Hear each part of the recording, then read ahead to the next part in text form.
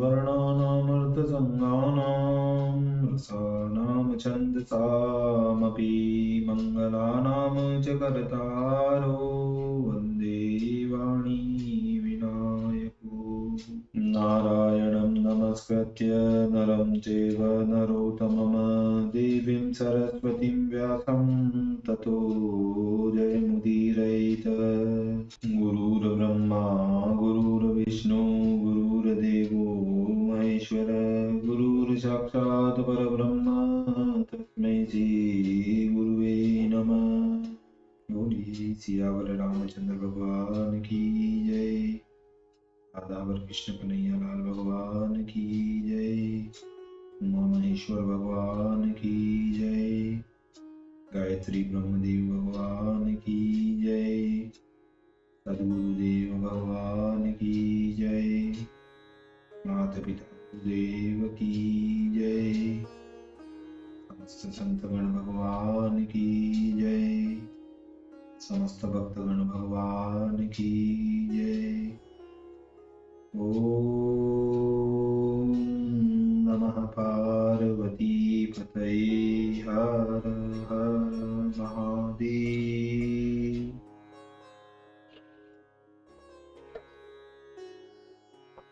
तो मित्रों और आप सभी श्रीमद् भागवत कथा के श्रेष्ठ रसिक जनों श्रोतागणों, अब तक हमने श्रीमद् भागवत कथा के नियमित रूप से क्रमबद्ध रूप से कथा को श्रवण किया है, कीर्तन किया है, भजन किया है, मनन किया है, पठन किया है।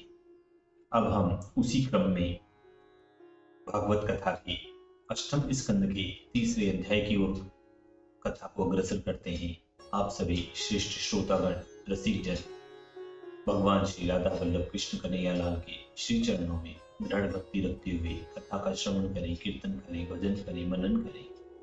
बोलिए श्री राधा और कृष्ण कन्हैया लाल भगवान की जय। तो कहते हैं, जिन हरि की स्तुति करी जब गजेंद्र बहुबार, तीसरे में गजराज को उन हरि लियो बार, उन हरि लियो बार।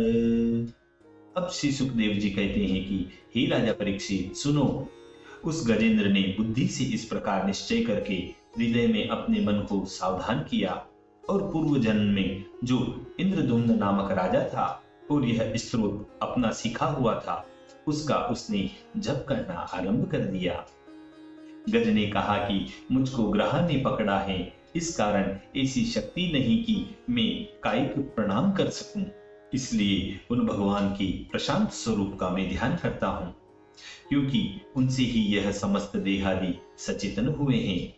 जो पुरुष अर्थात देव रूप पूर्व में कारण तत्व से प्रविष्ट हैं, उन आदि बीज स्वरूप परमेश्वर को मैं प्रणाम करता हूं, और जिनमें यह विश्व अधिष्ठित है और जिससे यह उत्पन्न है और जिस करके यह स्पष्ट दिखाई देता है, और जो स्वयं इस विश्व के रूप हैं, कार्य और कारण से भिन्न है, उन सत्व सिद्ध विभु की मैं शरण ग्रहण करता हूँ, जो अपनी आत्मा में निज माया द्वारा विश्व को धारण किया है।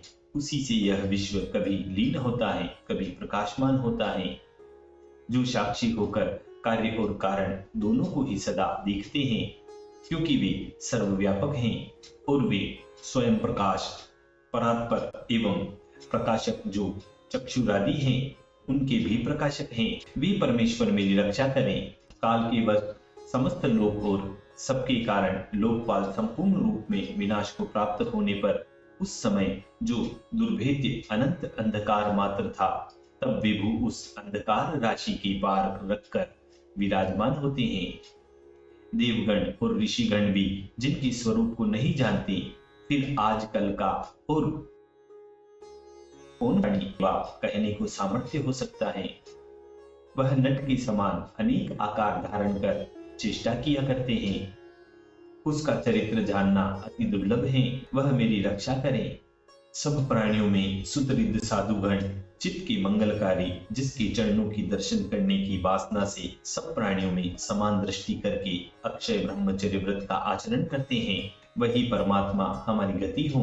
और जिनका जन्म कर्म नहीं, नाम रूप नहीं, गुण दोष नहीं, तथापि लोक की उत्पत्ति और विनाशार्थ जो अपनी माया से समय समय में यह समस्त जन्मादि स्वीकार करते हैं, मैं उन भगवान को नमस्कार करता हूँ।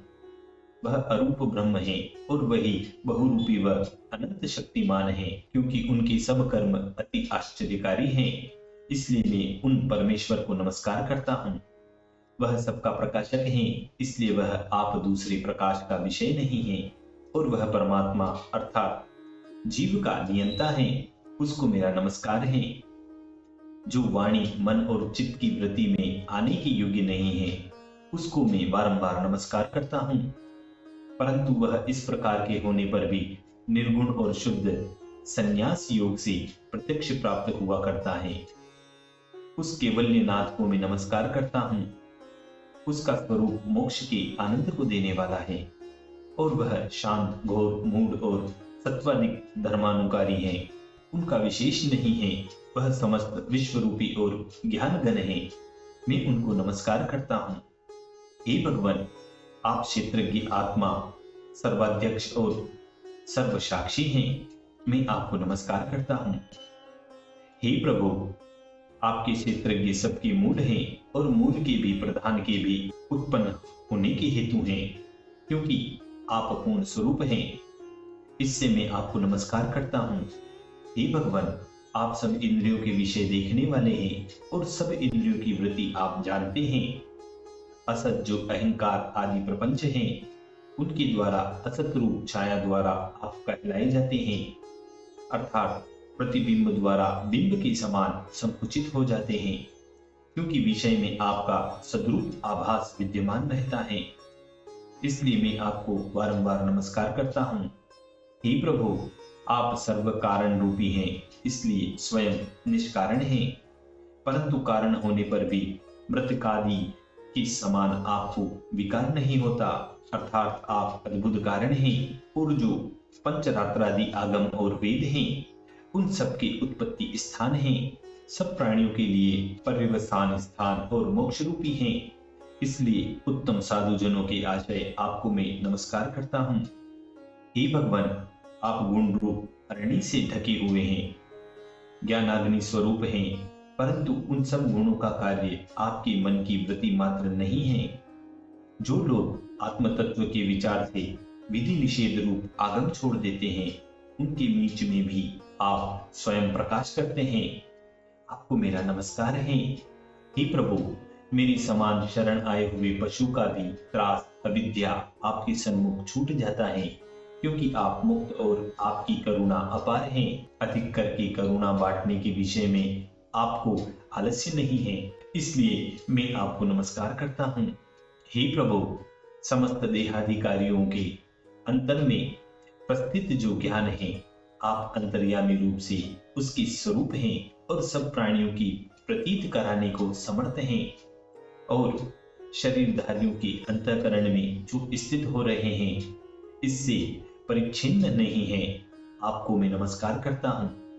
हे प्रभु, आप अंतर्यामी हैं, तथापि देह, पुत्र, ग्रह, वित्त, सेवक इत्यादि में आसक्त पुरुष आपको नहीं पा सकते, क्योंकि आप गुण संग वर्जित हैं। इसलिए देहादि में अनासक्त मनुष्य लोग ही आपका ध्यान कर सकते हैं। आप ज्ञानात्मा ईश्वर हैं।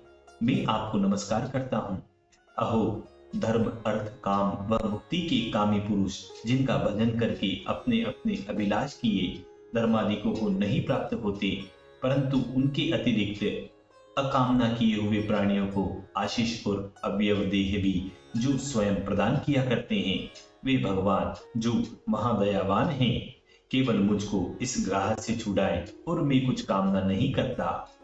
मैं भक्ति के सुख को नहीं जानता, इसलिए मैंने केवल इतनी ही प्रार्थना की है। और जो लोग उनके एकांत भक्त हैं, मुक्त पुरुषों की सेवा करके कामना रहित हो गए हैं, इसलिए केवल उनका सुमंगल चरित्र गान करके आनंद के समुद्र में मग्न रहते हैं। वे किसी अर्थ की वांछा नहीं करते। वह परेश, अक्षर, अव्यक्त, परब्रह्म, आध्यात्मिक योग से गम्य सूक्ष्म पदार्थ के समान इंद्रियों की दृष्टि में न आने वाले, जो बाहरी दृष्टि में सबके अति दूर हैं, अनंत, आद्य और परिपूर्ण स्वरूप हैं, मैं उनकी स्तुति करता हूँ। जिसके अति छोटे अंश में समस्त वेद, ब्रह्मादि देव और चराचर लोक पृथक पृथक नाम वाले होकर बने हुए हैं, और जिस प्रकार अग्नि से लपटें और सूर्य के किरण समूह उत्पन्न होते हैं और उनमें से ही लीन हो जाते हैं, वैसे ही जिससे गुण प्रवाह अर्थात बुद्धि, मन और शरीर उत्पन्न होते हैं, उसी में लीन हो जाते हैं। वह देव नहीं, दानव नहीं, मनुष्य नहीं, पशु नहीं, पक्षी नहीं, स्त्री नहीं, पुरुष नहीं, नपुंसक नहीं और लिंग त्रय शून्य प्राणी मात्र भी नहीं है, और गुण नहीं, कर्म नहीं, सत नहीं, असत नहीं, सब पदार्थों की निषेध की अवधित्व रूप में जो शेष रहता है, परंतु वह माया से अशेष आत्मा है, वह भगवान मेरे छुड़ाने के लिए शीघ्र प्रकट हो। मैं इस ग्रह के शरीर के छुड़ाने और इसके बचाने की इच्छा नहीं करता, क्योंकि भीतर बाहर में व्याप्त इन गज जन्म से मुझे कुछ प्रयोजन नहीं है। आत्मा के प्रकाश का ढकना जो अज्ञान है, मैं उस अज्ञान से मोक्ष की इच्छा करता हूँ, क्योंकि काल से मोक्ष का नाश कभी नहीं हो सकता, अथवा देह के नाश से देह का बंधन अवश्य ही नाश होगा। फिर मोक्ष की प्रार्थना का क्या प्रयोजन है? आत्म प्रकाश का ढकना जो काल से भी नष्ट नहीं होता, जो सबके अज्ञान को नष्ट करने वाला है, उससे ही मेरा छुटकारा हो। जिसके निकट यह प्रार्थना करता हूँ उसको मैं नहीं जानता। वह संसार को रचने वाला विश्व रूप और विश्व से पृथक है। विश्व उसका उपकारण है। वह विश्व की आत्मा है और अज ब्रह्मा परम पद स्वरूप है। मैं केवल उस योगेश्वर भगवान को नमस्कार करता हूँ। भगवत धर्म रूप योग से जिनके समस्त कर्म भस्म हो गए हैं, ऐसे योगी मनुष्य योग से शुद्ध हुए हृदय में जिनको देखते हैं, मैं उन योगेश को प्रणाम करता हूँ। हे भगवान, आपको नमस्कार है, नमस्कार है। आपकी तीन शक्तियों का वेग अर्थात रागादि अतिशय असहाय है। आप सब इंद्रियों में शब्दादि विषय स्वरूप से प्रतीयमान होते हैं। इस कारण जिनकी इंद्रियां कुत्सित हैं, वे आपके मार्ग को नहीं पा सकते हैं। अहो, जिनकी माया के वश अहम बुद्धि से आवृत अपनी माया को यह पुरुष नहीं जानता है, उसका महात्म्य अति दुरंत है। उन्हीं भगवान को मैं प्रणाम करता हूँ। श्री सुखदेव जी बोले कि हे राजन, वह गजेंद्र इस प्रकार से मूर्ति भेद न करके परम तत्व का वर्णन करता रहा। ब्रह्मादि देवगण पृथक पृथक मूर्ति के अभिमानी हैं। इस कारण उसके छुड़ाने को जब वहां न गए, तब अखिल की आत्मा अकारण देवमय भगवान हरि स्वयं प्रकट हुए। जगन निवास भगवान उस गजेंद्र को इस प्रकार आर्त देखकर और स्तुति करने वाले देवता लोगों के समूह के साथ उसकी की हुई स्तुति सुनकर चक्रायुध धारण किए हुए और गरुड़ पर सवार हुए। जहां गजेंद्र व्याकुल हो रहा था, वहां अतिशय शीघ्रता से चले आते हैं। देखिए, यहाँ एक शंका आती है। शंका यह होती है कि थोड़ा सा काम था जिसके लिए भगवान आप स्वयं दौड़ कर आए और गजेंद्र को छुड़ाया। यह बड़े आश्चर्य की बात है। इतना काम तो किसी देवता को भी भेजकर करा देते तो हो जाता। ऐसा ग्रह क्या दूसरा रावण था क्या? तो इसके उत्तर में कहते हैं, ज्ञान, वैराग्य, यज्ञ, तप, दान आदि जो सुंदर कर्म हैं, उन कर्मों को करके पुकारे हुए भगवान शीघ्र प्रकट नहीं होते, परंतु भगवान का नाम लेकर जो कोई प्राणी पुकारता है तो भगवान ऐसे दौड़ते हैं जैसे वत्स का शब्द सुनकर गाय दौड़ती है। गजेंद्र भगवान का नाम लेकर पुकारा था, इसलिए भगवान अपने नाम को सुनकर शीघ्र दौड़ पड़े थे। इस प्रकार इस शंका का निवारण समझना चाहिए। तो अब आगे कथा में कहते हैं कि गजेंद्र सरोवर के भीतर महाबलवान ग्राह नाका से अतिशय आर्त हो रहा था। वह आकाश में गरुड़ के ऊपर चक्रधारी भगवान को आते हुए देखकर कमल के फूल के साथ अपनी सूंड को उठाता हुआ और अति कष्ट से, हे नारायण, हे अखिल गुरु, हे भगवान, आपको मेरा नमस्कार है, यह वाक्य कहने लगता है।